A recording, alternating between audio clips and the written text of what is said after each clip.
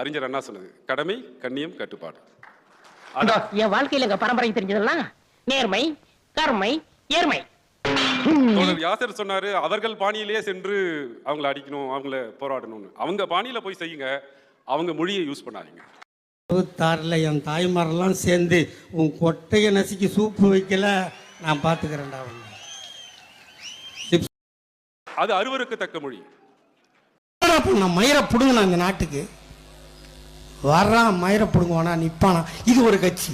என்ன சொல்லியிருக்கணும், ஆனால் இப்படிலாம் பேசாதீங்க, இது திராவிட முன்னேற்ற கழகத்துடைய மேடை, இது கலைஞருடைய வழி வந்த ஸ்டாலினுடைய ஆட்சி நடந்து கொண்டிருக்கிறது. முத்துவேல் கருணாநிதி ஸ்டாலின் அவர்கள் முதல்வராக இருக்கக்கூடிய மாநிலத்தில் நீ இப்படி பேசலாமான்னு சிவாஜி கிருஷ்ணமூர்த்தி கிட்டே இருந்து ஒருத்தன் மைக்க பிடிங்கிருந்தானா அவன் உண்மையான திமுக காரன், சுயமரியாதைக்காரன். அதுக்கு ஒருத்தனுக்கும் துப்பு இல்லையில. கனவிலும் கூட நாமோ நம்முடைய குழந்தைகளோ அந்த மொழியை கற்றுக்கொள்ளக்கூடாது. சொல்றதுக்கே இவ்வளவு மூச்சு வாங்குது. எங்க தாத்தா எவ்வளவு கஷ்டப்பட்டு செஞ்சிருப்பாரு.